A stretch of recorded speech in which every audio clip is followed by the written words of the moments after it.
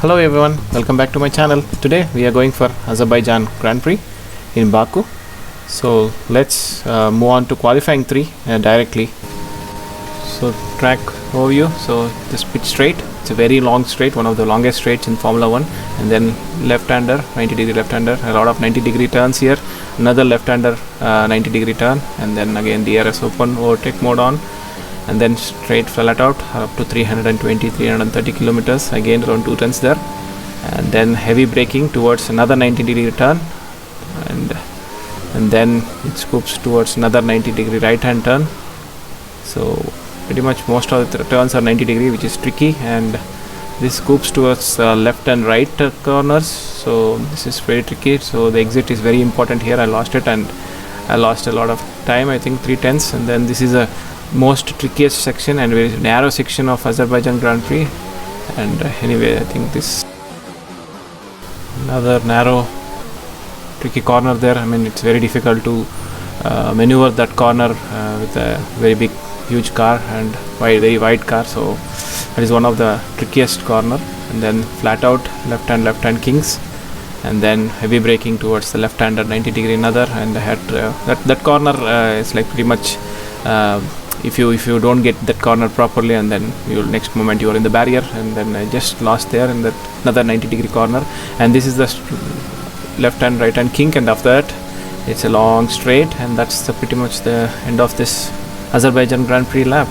Basically it's a street circuit, so most of the time it's not a permanent circuit. It's built over the basically the normal roads where the traffic will be there, and yeah, that's the end of this. And I got P3, which is good enough for the race.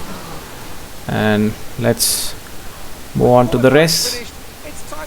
Yeah, so Daniel Ricciardo as usual, pole position again. Let's move on to the race and let's listen to David Croft's commentary. At home to today's Azerbaijan Grand Prix, and a race that in its short history has already proven no stranger to drama. A fourth row start is just about as likely to give you a podium as a pole position would. And remember, in 2017 and 2018, both Lance Stroll and then Sergio Perez took surprise podiums here. With 20 turns and a length of 3.7 miles, Baku City Circuit in the heart of the Azerbaijan capital is a real test of a driver's endurance, patience and precision. 90-degree corners through Sector 1 lead into a tightening uphill sprint as we start to circle around the old city. Then a 1.4-mile chase flat out through Sector 3 towards the finish line. Anthony Davidson is alongside me as usual for the race today. Let's talk about Kumar. What do you make of their performance so far this season? They've been avoiding mistakes and have had solid pace, so it's been a good season so far, but whether they can keep that up long term remains to be seen. It's time to see how our drivers are stacking up after yesterday's exciting qualifying session. Daniel Ricciardo has a clear view ahead from pole position, and it's Valtteri Bottas that completes the front row. Considering the rest of the grid, we have Kumar, Gasly, Sergio Perez, and Hamilton, Norris, Sainz, Verstappen, and Lance Stroll, Ocon, Kvyat, Charles Leclerc, and Grosjean, Albon, Vettel, George Russell, and Kevin Magnussen, Giovinazzi, De Vries, Latifi, and Mick Schumacher. Now, it's almost time for lights out, so let's go down to the track. Now that we've got some points on the board, let's continue this form and aim for another top 10 finish. Some setup changes, fuel reduction, as it is a street circuit, so usually it's not heavy consumption, all 90-degree turns, so I can save a lot of fuel while the race goes on. And 192 ultimate as usual, and let's begin the race. I'm just looking at the strategy, so you basically most of them are mediums, and my teammate Ricciardo is also in mediums, so let's get on. Class 5 lights illuminate and off it goes, and then hopefully I get a better start. Yeah, I think I got a better start, but let's see. I think Ricciardo, I should be able to get it. Yes, I got it, because he would have usually have a less grip because he starts in medium tires, and that's P1, and Ricciardo is trying to overtake on the outside, and I just have to cover it, and then that's lap 1, 2 positions gained, so P3 to P1, and let's hope I can maintain this. Usually I'm faster in the straights because my setup is more towards the straight line speed, but in the corners I'm a bit not so quicker than Ricardo as well as Bottas. But since Ricardo is in medium tires, so I should be able to pull away from him. But let's see, because Ricardo is usually a bit faster than me in this track, especially in this Baku street circuit, because I lose a lot of time because of wheel spins and losing the back end and all such things. But let's hope we can maintain this position. So that's lap 1, pretty much a similar gap to Bottas and Ricardo, so around 1 second. So yeah, that's a clean lap 1. Let's hope for this corner. Yeah, slightly touched the barrier, I guess, but no harm done. Let's see how Ricardo gained in that corner. In these two corners, I think he almost gained 0.4 of a second.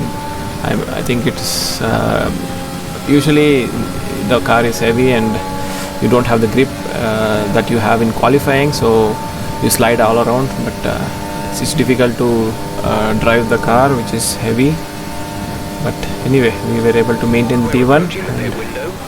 That's the fastest lap. Yeah, usually whoever leads the first lap will get the fastest lap, so it's all about the lap 2. From lap 2, who has the pace will dominate this race. Let's see if it is us or Ricardo, or maybe even both us, who knows.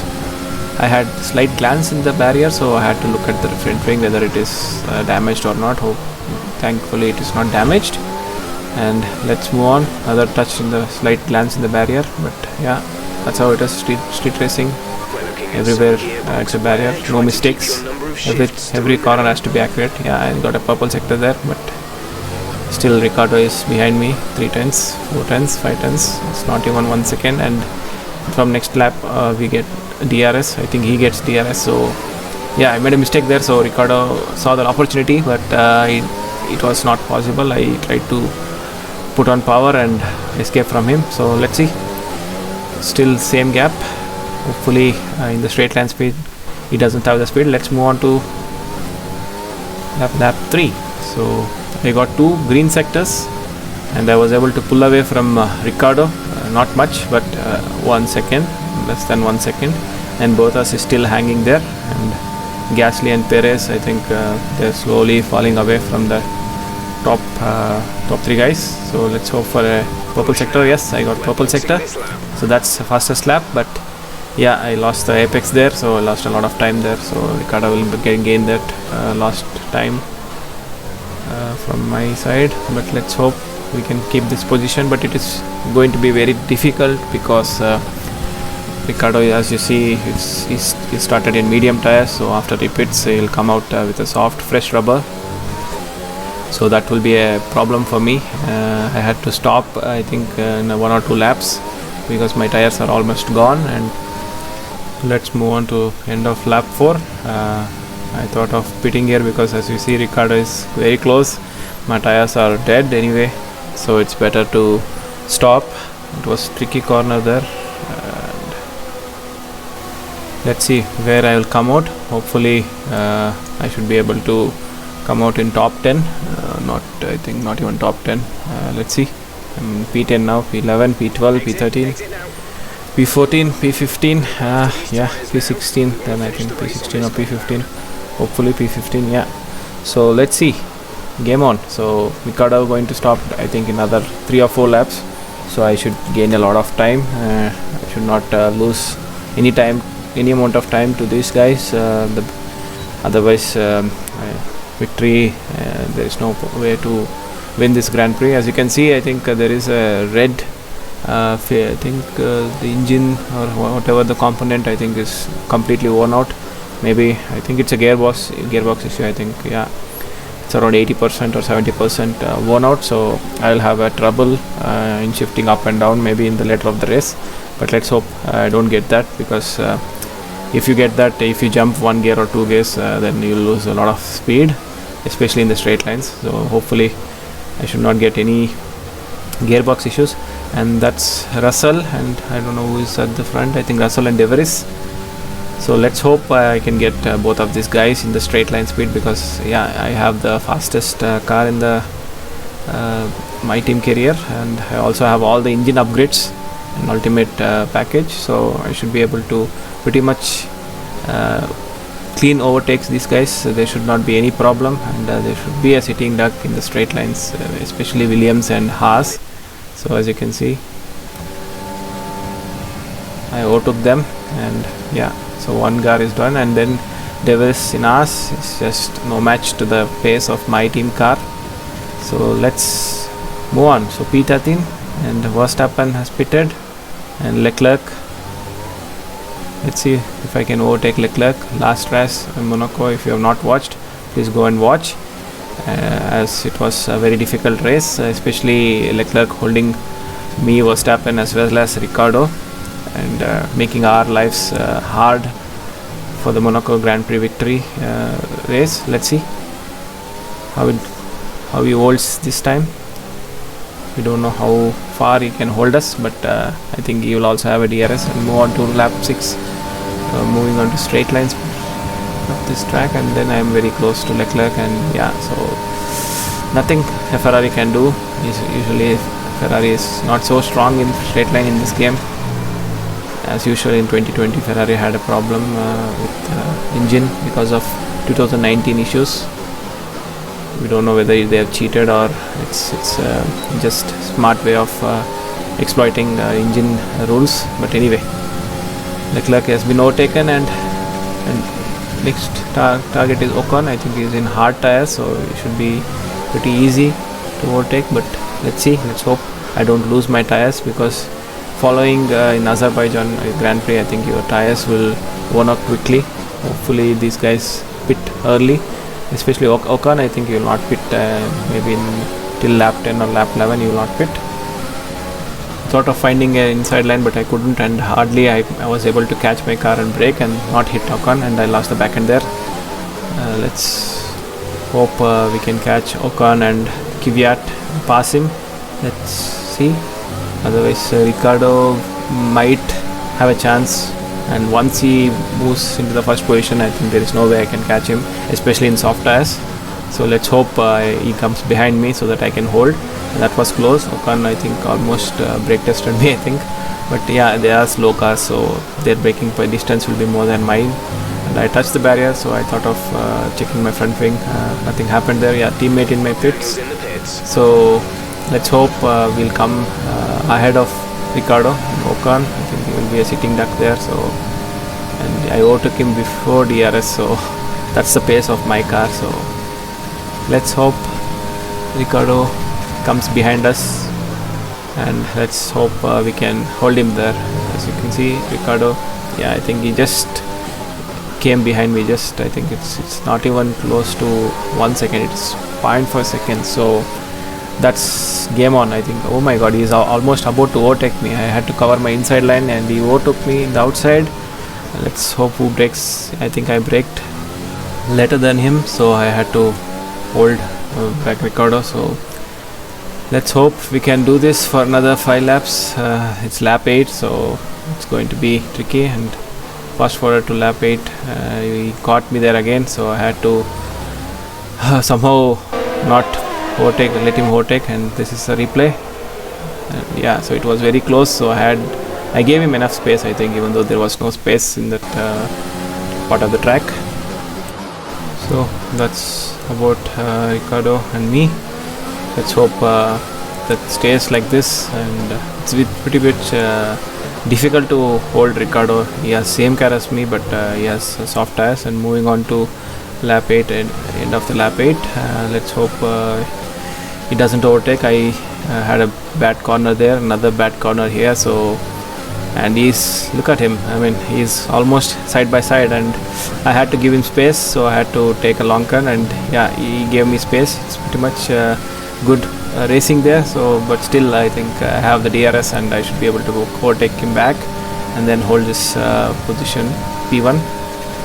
I think this is how it will be, I think, throughout this entire 5 laps remaining. So yeah, so let's hope for a good racing between myself and Ricciardo.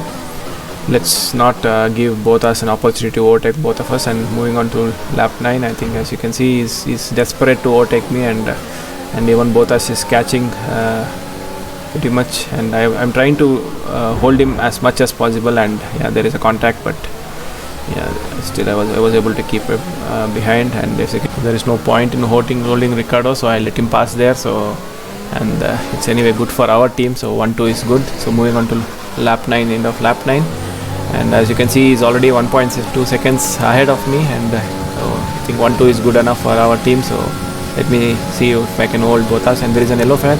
Someone is going off slowly. Oh my god, it's Ricardo. What happened to Ricardo? He's going very slowly. Oh my god. Green flag. And there goes 1-2.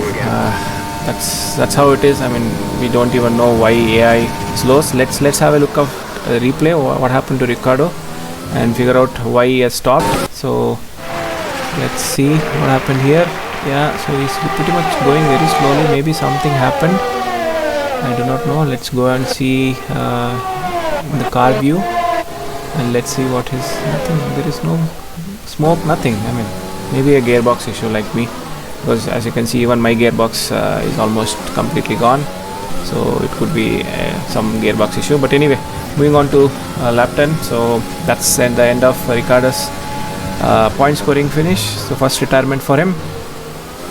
Hopefully he can recover and challenge me. I think he'll lose 25 points to me. I already lost a lot of points in Monaco Grand Prix, so I think I made a mistake there and gave an opportunity for both us, but both us shouldn't be able to overtake me because he doesn't have the fastest car, so I have the fastest car, so I should be able to keep him behind without any problem. So yeah, so that's about lap 10, and there is nothing much between Ricardo and me. Now I think I'll be ahead of him by maybe around 30-35 points, which is pretty much a huge gap, I would say, because usually it's either me or Ricardo who should be able to win every Grand Prix because we have the fastest car, and losing entire 25 points or 26 points because of this mechanical failure really hurts him in the championship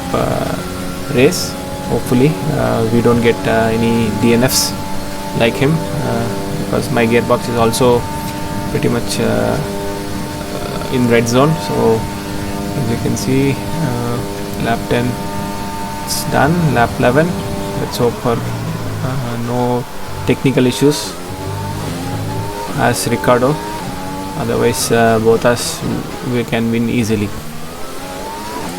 So if you haven't watched my previous races for my team season 3, please go and watch. Some of them are boring, but some of them are pretty good, exciting races, so you can watch.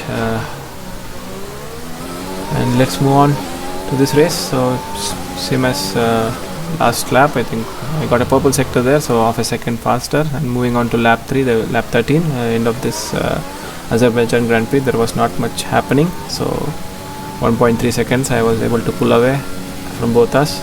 I did not make any mistakes in the last 2 laps, so I was able to pull away, but this is the last lap, so I usually don't push, but sometimes see, you have to push because both us is very much behind me. Any small mistake is there to capitalize, so I should not make any mistakes. So it's pretty much a second behind, so should be a easy victory from here, but let's hope we don't do any mistake in this lap.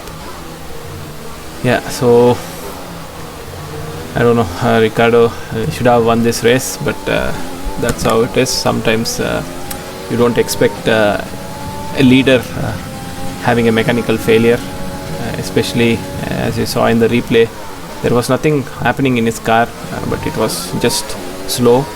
And let's see, I lost a lot of time there, so Bottas is very near. Oh my god, he's almost 3/10 of a second behind me, so will he have a go in this straight, because you'll have a DRS for sure, but I'm saving the overtake mode, so let's see. It's a drag race for the finish between me and Bottas. He's not gaining much time, so he's losing time actually, even though with DRS. So as you can see, It's pretty much 4 tenths, and that's a victory for us.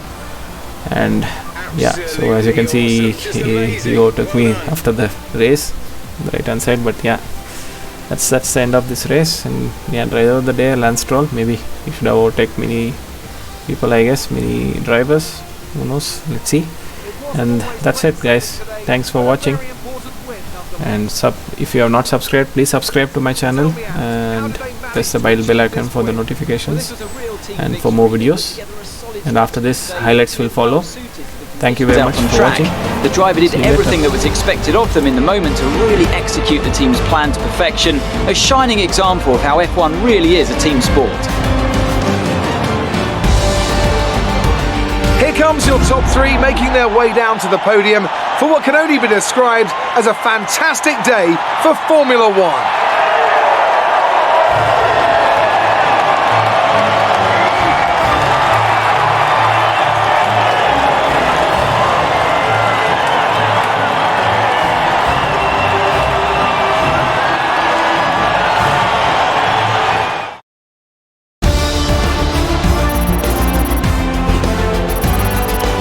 Let's have a quick look at how the driver standings have changed. Kumar increases their championship lead. Some amazing talents out on the track today. But Anthony, who would you pick as your driver of the day? Lance Stroll certainly put in an impressive performance today. No doubt his team and fans are extremely proud. Let's move on to the constructors. The current leaders continue to extend their lead at the top. And with that, we wrap up another weekend of motorsport. But with more races lined up, be sure to join us when we come back with more Formula One.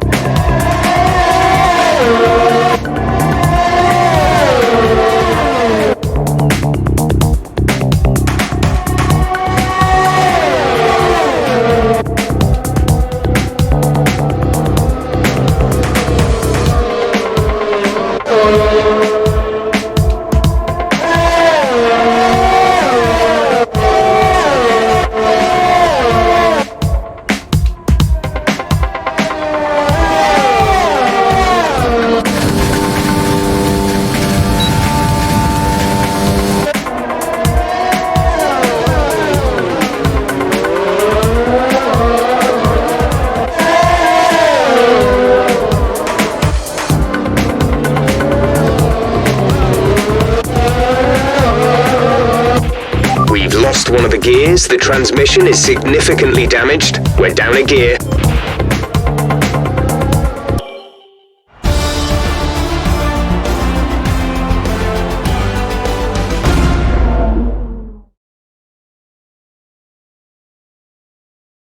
Great work out there today.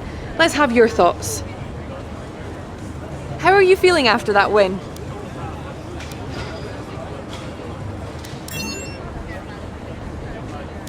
How do you think this team will be feeling? It was more like dodgems than Formula. Appreciate your time.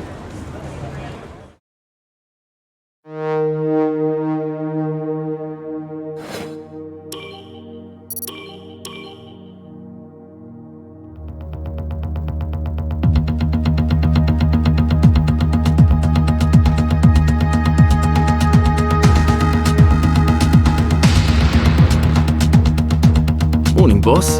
This week's income from the sponsors has cleared, and we're making good profit against our running costs.